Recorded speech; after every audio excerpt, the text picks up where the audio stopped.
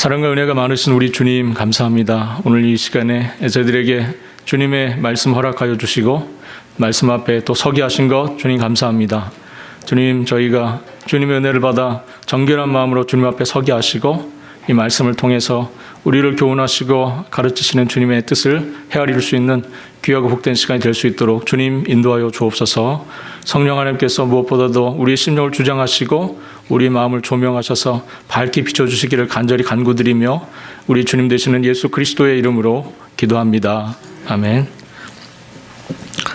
예수님께서 공생애를 시작하신 후 얼마 지나지 않아 예수님이 유대교의 지도자들, 종교 지도자들과 여러 가지 문제로 많이 다투시고 이렇게 논쟁을 하셨습니다. 우리가 지난 마가복음 2장과 3장 초반에서 살펴본 것처럼 예수님이 금식하는 문제에 대해서 유대교 종교 지도자들과 다투셨고요. 또 안식을 하는 문제, 안식일을 지키는 문제에 대해서도 예수님께서 아주 격렬한 논쟁을 하셨습니다. 이 논쟁이 얼마나 뜨겁고 격렬했는지 지난주 저희가 살펴본 본문 마지막 절 3장 6절을 보면 이렇게 말씀을 합니다. 바리새인들이 나가서 곧 헤롯 당과 함께 어떻게 예수를 죽일까 의논하니라. 예수님께서 안식일 문제로 또 금식하는 문제로 유대 종교 지도자들과 많은 다툼이 있으셨는데 이 논쟁이 너무나 극렬했던 겁니다. 그래서 결국 이 유대교 지도자들 바리새인들이 나가서 헤롯 당과 결탁이 되어서 결국 예수를 죽이겠다고 하는 살인 모의를 준비하는 상황까지 갔습니다. 그들의 예수님을 향한 비난 그리고 핍박이 굉장히 노골적으로 드러나는 그런 상황이 되었습니다. 이 일로 인해서 예수님께서 제자들을 데리시고 오늘 본문 7절에 바닷가로 물러가셨다 이렇게 말씀을 합니다. 위협을 피하신 것이죠. 지금까지는 예수님께서 이 바리새인들의 공격에 대해서 아주 적극적으로 대응을 하셨거든요. 정확하게 말씀하시고 또 필요에 따라서 적절한 대응을 하시면서 아주 적극적으로 말씀을 하셨는데 이제는 이 일이 더 큰 갈등으로 발전할 것을 주님께서 아시고 거기에서 이렇게 잠시 물러나신 그런 상황입니다. 우리가 어떤 의미에서는 예수님의 이러한 모습은 우리가 이것이 군사 용어긴 하지만 전략적인 후퇴 이런 것처럼 보여집니다. 예수님께서 이들과의 논쟁이 너무 극렬해지고 결국 이들이 죽이겠다고 하는 살해 모의까지 가는 이 상황이 된 것을 주님께서 아셨을 것 같아요. 그래서 예수님께서 잠시 제자를 데리시고 바닷가로 물러나십니다.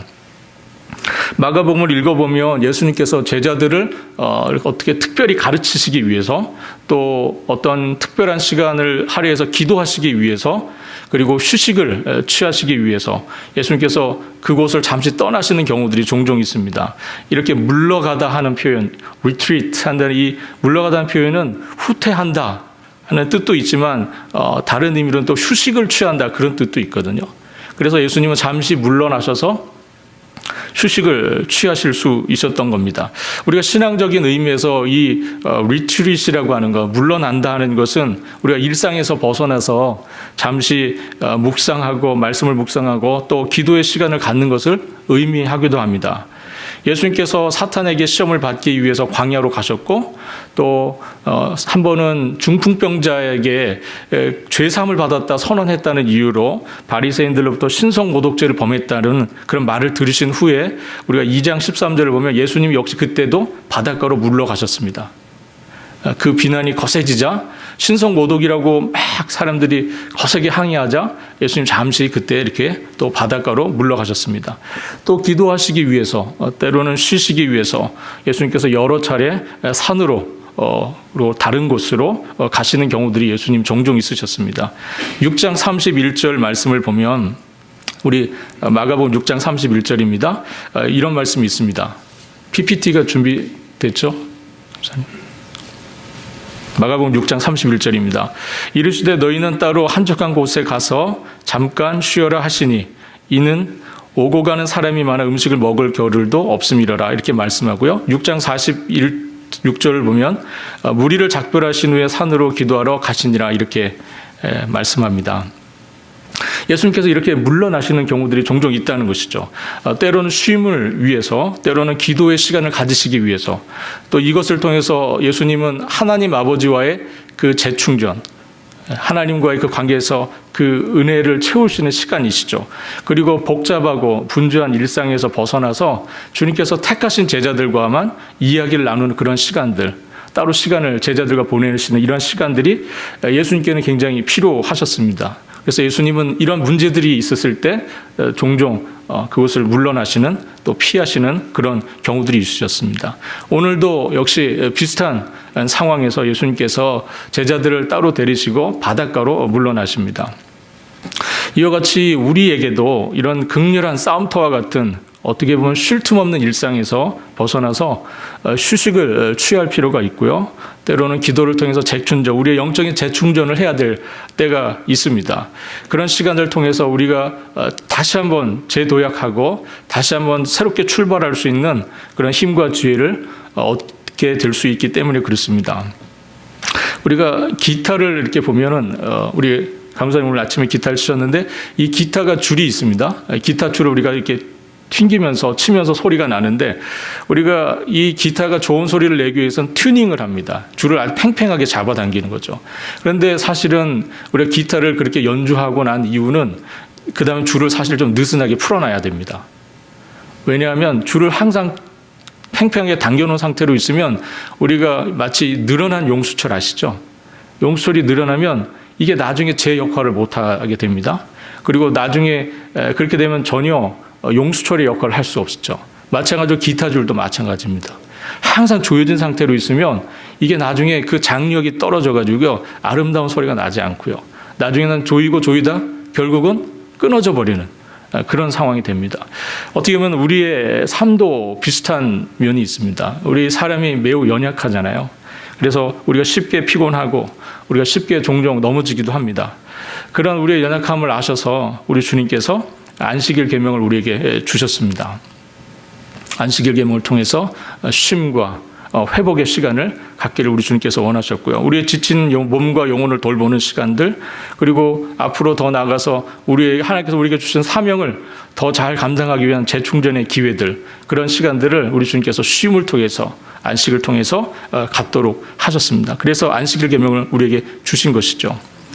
예수님께서 제자들을 데리시고 바닷가로 물러가셨지만 오늘 본문을 보니까 그럼에도 불구하고 예수님의 소식을 듣고 각처에서 정말 많은 사람들이 예수님께 몰려왔습니다.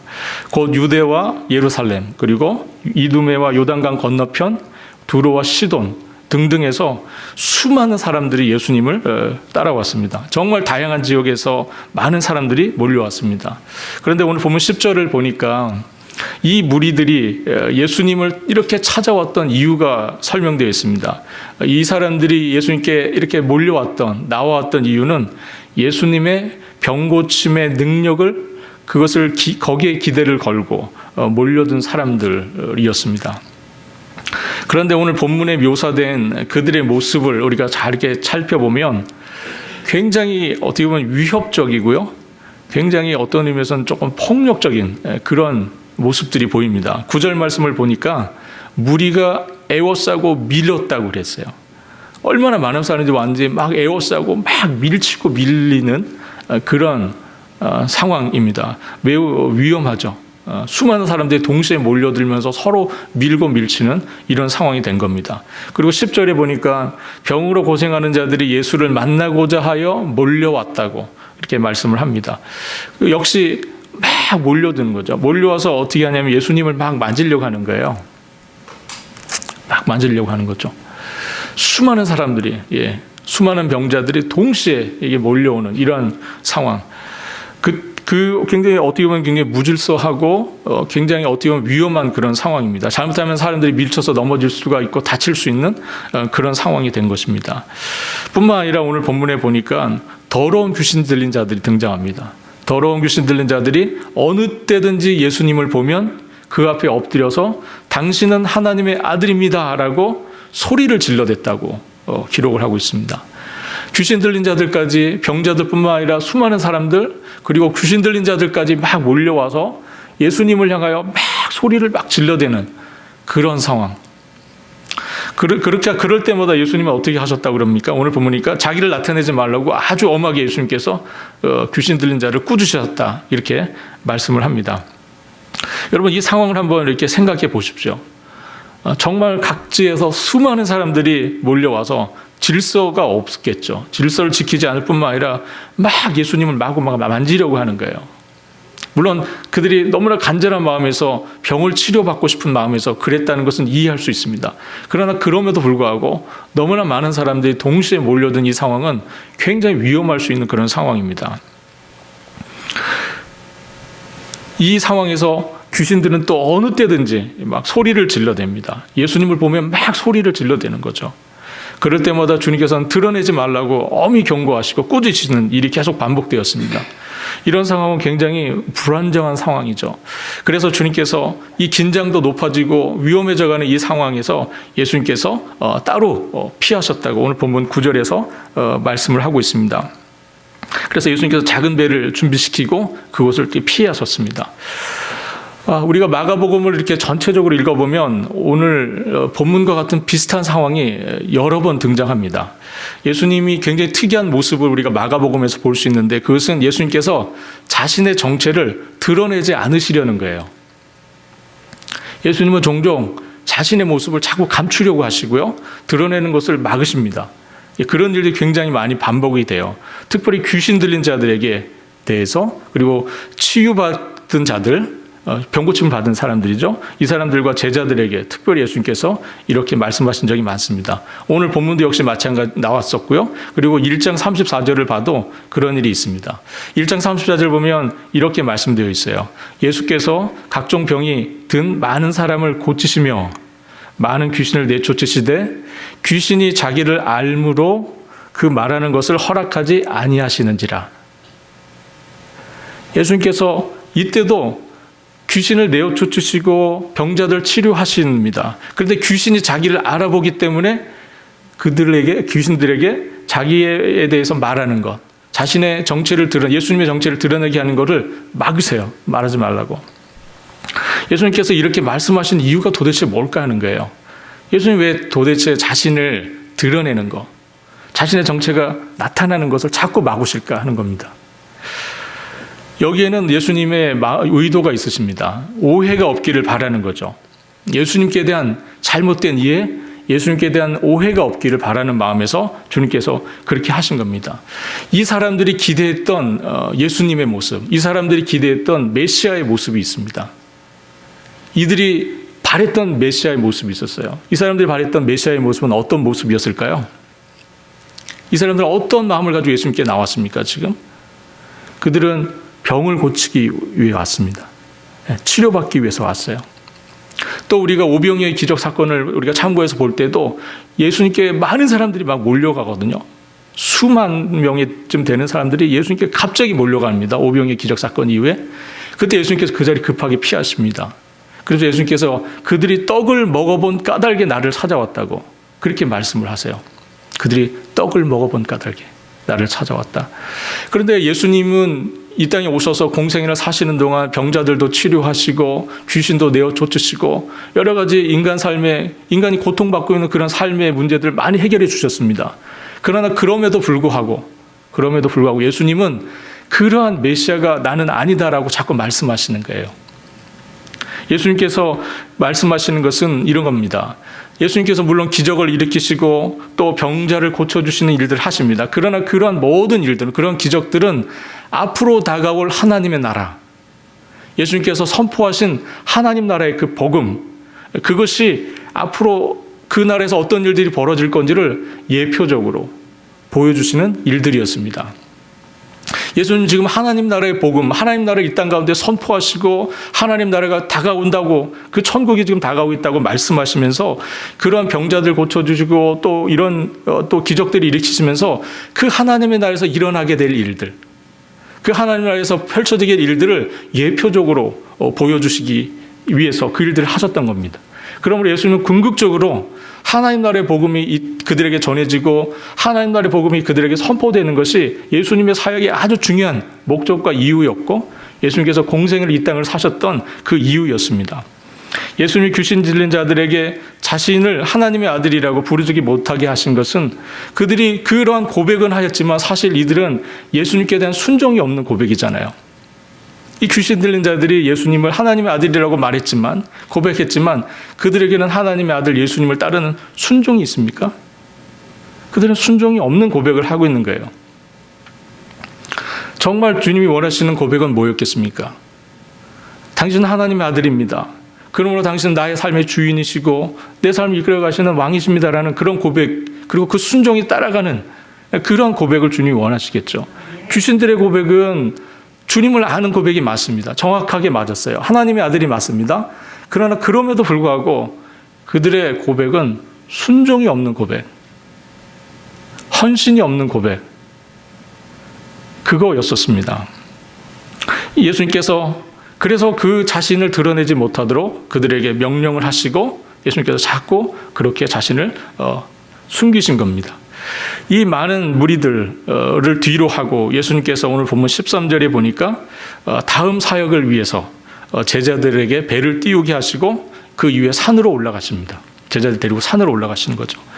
여기 산이 등장하는데 13절에 여기서 산이라고 하는 것은 앞서 언급됐던 상황, 어떻게 보면 예수님을 쫓아왔던 많은 무리들의 접근을 어떤 의미에서 막으시는 의도에서 그런 장소가 될 수도 있고요. 또 한편으로는 이 산이라고 하는 것은 비밀스러운, 어떤 의미에서 비밀스러운 하나님의 계시가 이루어지는, 하나님의 계시가 나타나는 그런 장소로 우리가 이해할 수 있습니다. 우리가 구약 성경을 보면 산이 많이 등장을 합니다. 그 산에서 하나님께서 자신의 뜻을 알리시는 장소로 하나님께서 자주 이 산을 사용하십니다. 예를 들어서 모세가 하나님의 율법을 받은 곳이 어디죠? 시내 산이죠. 시내 산이었습니다. 모세가 하나님의 율법, 이 백성들을 향한 하나님의 뜻을 받았던 그 율법을 받았던 장소가 시내산이었고요. 또 엘리야 선지자가 우상 숭배자들 850명의 그 선지자들과 함께 아주 목숨을 건 그런 대결을 펼쳤던 곳이 어디였습니까? 네, 역시 산이었죠. 갈멜산이었습니다. 이처럼 구약 성경에 보면 하나님께서 자신의 뜻을 드러내시는 것, 즉 계시하시는 장소로서 산이 많이 사용되고 있는 것을 볼 수 있습니다. 예수님께서도 우리가 산상설교할 때도 그것은 또 산이었었고요. 제자들에게 하나님 나라의 복음을 전했었던 마태복음 5장부터 7장, 7장까지 나오는 그 산상설교도 산 위에서 이루어진 제자들 향한 하나님 나라의 복음의 선포였었습니다. 예수님이 산에 올라가셔서 오늘 본문에 보니까 자기가 원하는 자들을 부르셨다 그랬어요. 자기가 원하는 자들 부르셨습니다. 그러면서 12제자를 세우십니다. 오늘 본문에 보니까요. 이스라엘 사람들에게 12이라고 하는 숫자가 갖고 있는 상징적인 의미가 있습니다.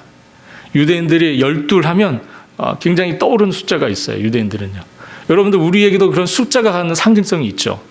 네, 7이라고 하는 숫자가 갖는 의미가 있고 3이라고 하는 숫자가 갖는 의미가 있고 또 4라고 하는 숫자, 6이라고 하는 숫자가 갖는 그런 의미들이 있습니다. 그 숫자를 얘기하면 그것이 우리에게 이렇게 상징적으로 떠올려지는 거예요.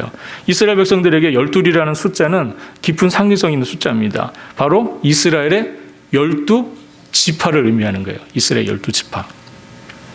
그래서 이스라엘 사람들은 12이라고 하는 숫자를 생각하면 야곱의 12아들들, 또 그들을 중심으로 세웠던 12지파, 그리고 그것을 중심으로 해서 세워졌던 이스라엘 나라를 유대인들은 생각합니다. 육적인 이스라엘, 그것은 혈통으로 이루어지는 거죠. 혈통으로 세워진 나라입니다. 그러나 오늘 주님께서 12제자를 세우심으로 하나님 나라를 시작하십니다.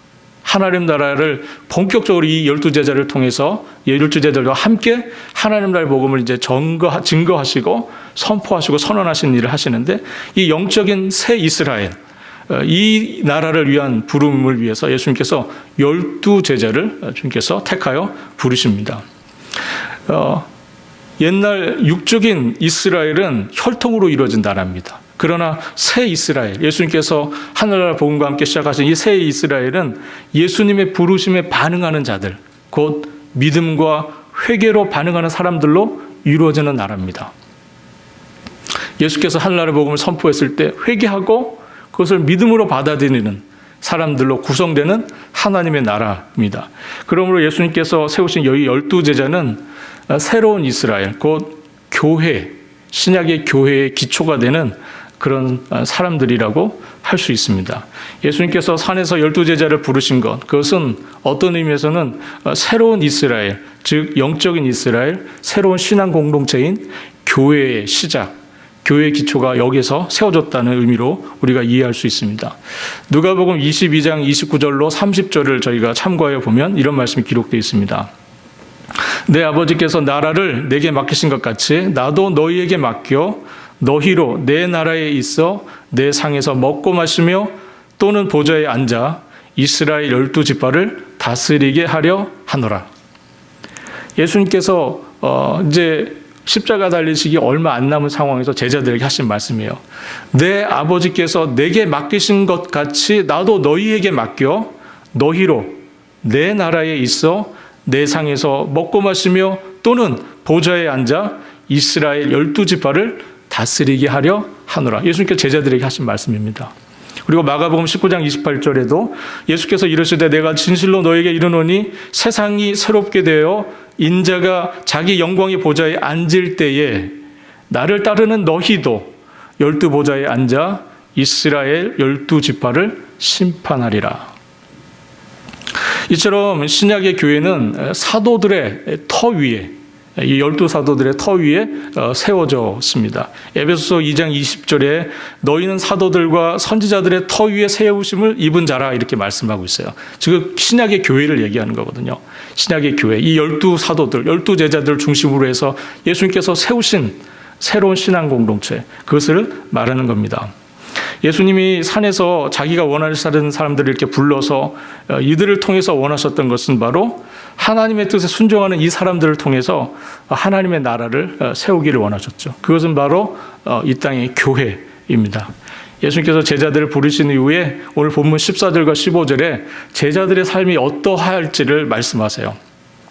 14절을 보겠습니다. 이에 12를 세우셨으니 이는 자기와 함께 있게 하시고 또 보내사 전도도 하며 이렇게 말씀합니다. 14절을 보니까 예수님께서 두 가지 목적을 가지고 제자들을 부르셨어요. 하나는 자기와 함께 있게 하시려고 제자들을 부르셨습니다. 그리고 또 하나의 목적은 그들을 세상에 보내기 위해서 그들을 세상으로 파송하시기 위해서 제자들을 선발하셨습니다. 먼저 예수님이 12제자와 함께 있게 하기, 함께 그들과 있기 위해서 그들을 부르셨는데 우리가 예수의 제자가 된다고 하는 의미가 바로 여기에 있습니다. 우리가 예수의 제자가 된다 하는 것은 바로 예수님과 함께 머무는 거죠. 예수님과의 관계 속에 있는 것. 그것이 우리가 예수의 제자가 된다는 그 의미입니다. 우리가 예수님께서 이 말씀을 통해서 우리가 생각해 볼 수 있는 것은 예수님은 어떤 일을 먼저 하기보다는 주님과의 관계, 주님과 함께 머물러 있는 것, 그것을 더 중요하게 생각하셨다는 것을 저희가 알 수 있습니다. 예수님도 공생애를 시작하시기 전에 그리고 세례를 받으실 때 이런 일이 있었죠. 하늘로부터 너는 내 사랑하는 아들이라 너는 내가 너를 기뻐하노라는 하나님 아버지의 음성을 들으셨어요. 예수님 공생애 시작하시기 바로 전에 그 하나님 아버지의 관계가 확인되어지는 그 일이 중요했었습니다. 우리가 예수님의 제자로 부름받아서 이 땅에 주님의 제자로 살아갈 때 정말 먼저 중요한 것은 우리가 주님과 함께 머무는 일이에요. 왜 우리가 주님과 머물러야 합니까? 우리가 그 머무는 과정에서 주님을 배우기 위해서죠. 제자는 배운다, 그런 뜻의 단어예요. 마데테스라는 이 제자라는 단어는 배우는 사람이라는 뜻입니다. 우리가 예수님과 왜 함께, 주님께서 왜 우리를 부르셔서 함께 있게 하십니까?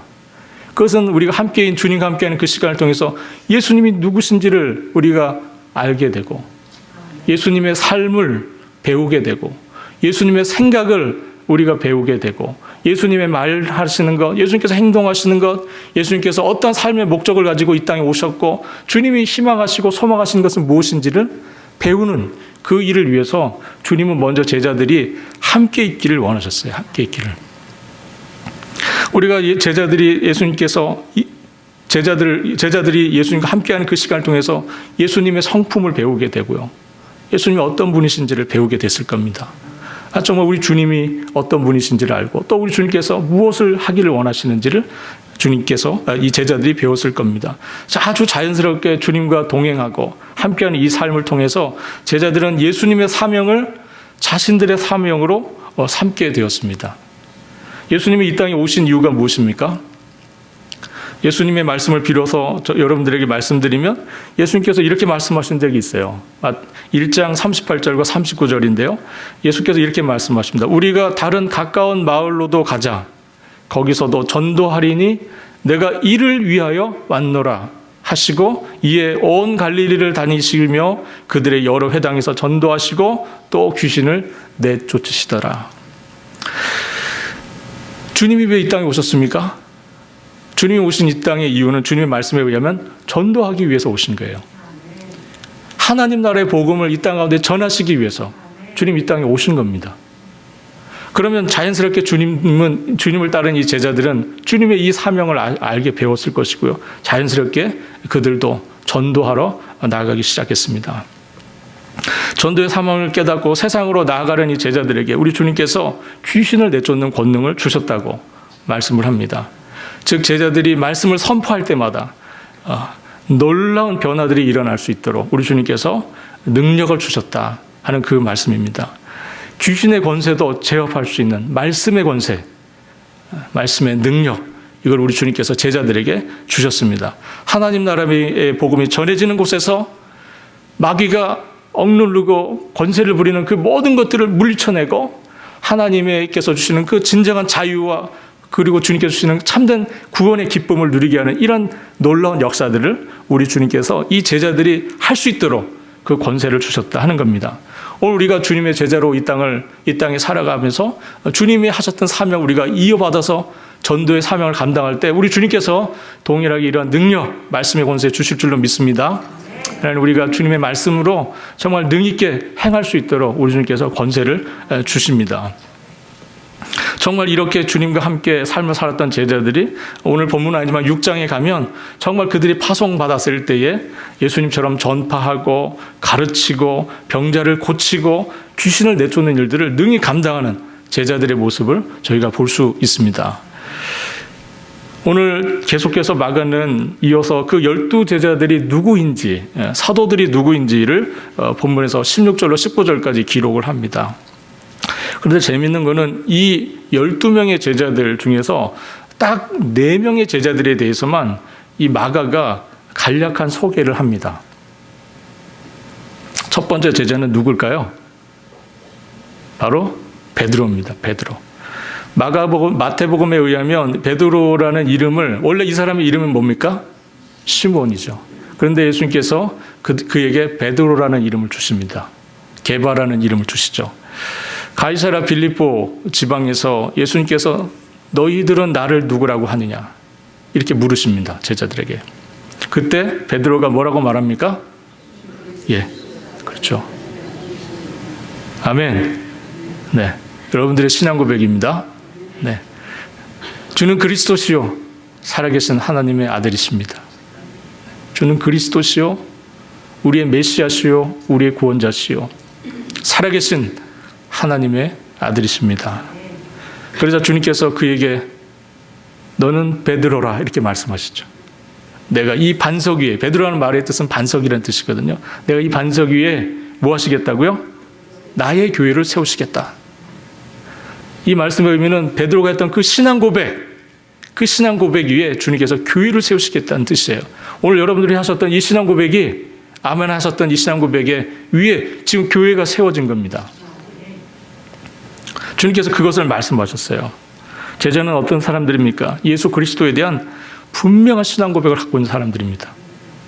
그런 사람들이 제자죠. 다음으로 둘째와 세 번째에 위치한 제자는 야고보와 요한입니다. 이 사람들 어떻게 소개되었습니까?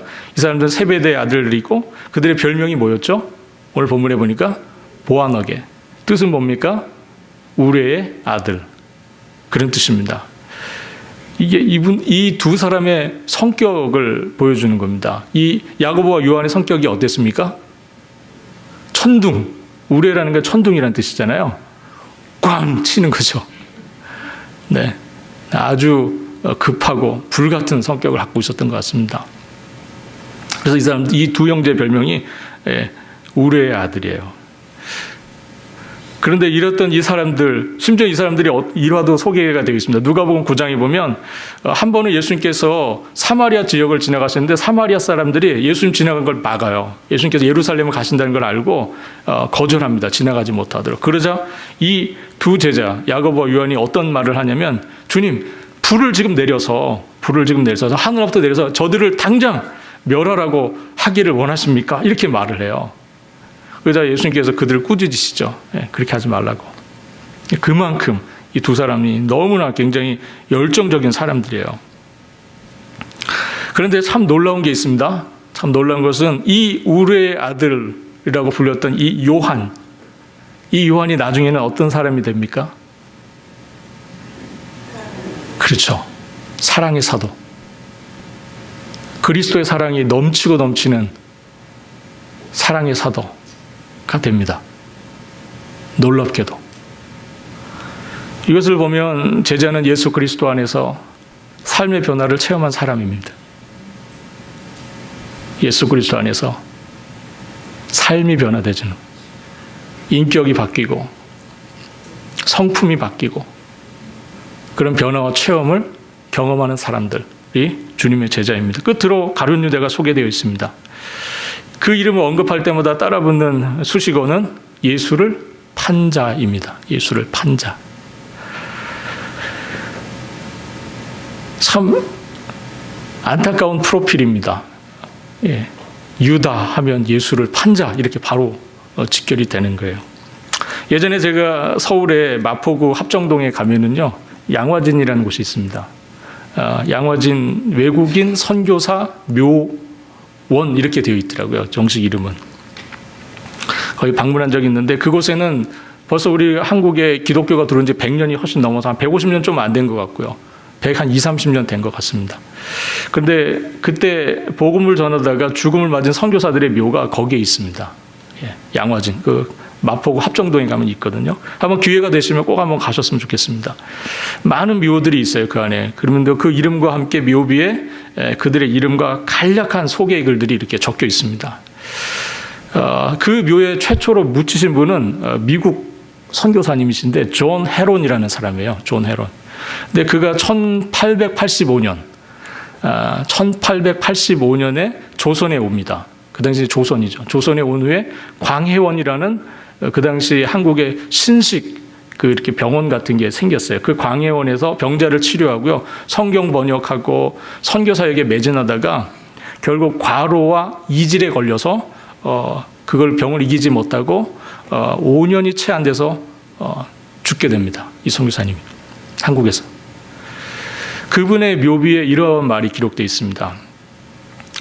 하나님의 아들이 나를 사랑하시고 나를 위하여 자신을 주셨다. 하나님의 아들이 나를 사랑하시고 나를 위하여 자신을 주셨다. 이것이 그 헤론 선교사님의 묘비에 기록되어 있는 글입니다. 또 한 번 소개하고 싶은 분은 1907년 9월에 미국 이 남감리교 파송 선교사로 조선에 왔던 루비 레이첼 캔드릭이라는 여자 선교사님이세요. 이분은 황해도 개성에 가서 여자 학교 교사로 봉사를 하시던 중에 그 병에 걸려서 그 당시 조선에 온 지 1년이 못 되어서 죽게 됩니다. 1년이 못 돼서 죽어요. 그런데 그분이, 그 선교사님이 생존할 때에 미국 남감리교에 소속된 청년회에 여러 편의 편지를 보낸 적이 있습니다. 이 기도 편지 같은 거 보내신 거죠, 이 선교사님이. 그 편지를 받아보고 그 편지를 함께 읽었던 청년들이 나중에 20명 정도의 청년들이 해외 선교사로 헌신을 하게 됩니다. 그 이후에.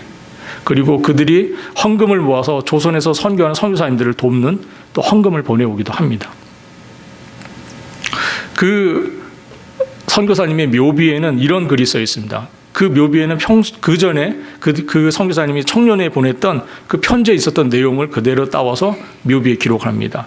이렇게 기록되어 있습니다. 나에게 1000개의 생명이 주어진다 해도, 나에게 1000개의 생명이 주어진다 해도 모두 조선을 위해 바치겠다.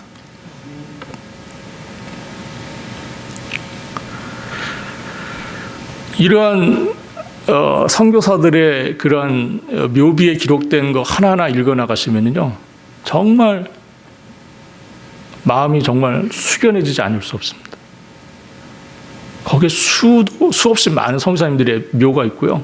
심지어는 어린, 태어난 지 얼마 안 된 그 아기가 죽어 있는 묘도 있어요. 선교사님 자녀들. 태어났는데 바로 죽은 거죠. 그런 일들이 너무 많아요. 그 묘비에 기록된 글을 읽으면 정말 저는 이제 돌아오는 중에 방문을 마치고 돌아오는 내내 정말 많은 생각들이 들었습니다. 그분들의 삶과 죽음이 기록되는 이 감동 어린 제가 비문에 비추어 볼 때 과연 나의 삶, 나의 삶의 위치, 나의 삶의 좌표는 지금 뭐고 어디고 또 내 인생의 마침표로서 찍게 될 내 묘비에는 어떤 글을 남겨야 하는가 하는 거죠. 나는 과연 내 묘비에 어떤 글을 실기를 원하는가. 오늘 우리가 주님을 따르는 제자로 부름을 받아서 주님을 위해서 살아가고 있습니다. 오늘 여기 기록된 12명의 제자들도 정말 주님을 위해서, 복음을 위해서 한평생을 살다가 주님 앞으로 간 사람들입니다.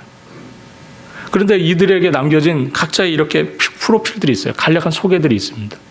오늘 우리가 이 땅을 살아가면서 우리가 이 땅에 뭔가를 남겨놓게 되겠죠. 이 땅은 우리를 어떻게 기억할 것이고 이 공동체는 우리를 어떤 마음으로 기억할 것인가. 또 주님 앞에서 사람의 평가보다는 사실 중요한 건 주님 앞에서의 주님의 평가겠죠. 주님은 나를 주님의 제자로 부르셔서 주님의 제자로 이 땅을 살게 하셨는데 그 주님 앞에 우리가 갔을 때 우리 주께서는 당신의 제자로 부른 내가 어떤 모습으로 주님 앞에 서기를 원하실까 하는 겁니다. 오늘 주님께서 오늘 이 아침에 저희들에게 이 말씀을 통해서 우리가 정말 우리의 목적과 삶의 필요만을 쫓아서 주님 앞에 몰려가는 사람들인가? 아니면 정말 주님께서 그렇게 소망하시고 바라시는 하늘나라의 복음을 이 땅 가운데 전하는 위해서 쓰임받기 원해서 주님이 원하셔서 부르시고 함께 있게 하신 주님의 제자로 우리가 서 있을 것인가? 오늘 권사님께서 기도해 주신 것처럼 이 두 질문이 우리에게 있을 거예요. 우리 모두가 정말 주님의 제자로 우리가 부름받았다는 사실을 기억하고 그리스도 앞에 정말 그 부르심에 합당한 모습으로 설 수 있는 여러분 그리고 제가 될 수 있기를 우리 주님의 이름으로 바라겠습니다. 기도하겠습니다. 하나님 아버지, 우리를 당신의 제자로 부르신 것을 주님 감사드립니다. 주님 앞에 정말 있으며 주님과 함께하기를 원합니다. 주님과 동거하며 주님의 삶을 배우고 주님의 마음을 배우고 주님의 성품을 배우기 원합니다. 주님, 저희가 이 땅 가운데 주님의 제자로 주님을 고백하며 또 하나님 주님 앞에서 변화된 삶으로 이 땅 가운데 나아가 주님의 복음, 그리스도의 복음, 하나님 나라의 그 놀라운 복음을 증거하고 전하며 하나님의 사랑 전하기를 주여 간절히 원합니다. 주님 오시는 그날까지, 주님께서 우리를 부르시는 그 순간까지 제가 이 땅에서 주님의 제자로서의 삶을 감당해낼 수 있는 주의 종들 되게 하시고 정말 땅 끝까지 이르러 주의 증인 되는 주의 백성들 다 될 수 있도록 주께서 도와주옵소서. 이 공동체와 우리가 개개인이 정말 주님 앞에서 신실한 주의 제자로 살아드리고 주님을 기쁘시게 하는 자들로 설 수 있도록 주께서 은혜를 베풀어 주옵소서. 감사와 영광 우리 하나님께 홀로 드리며 우리 주님 되시는 예수 그리스도의 이름으로 기도합니다. 아멘.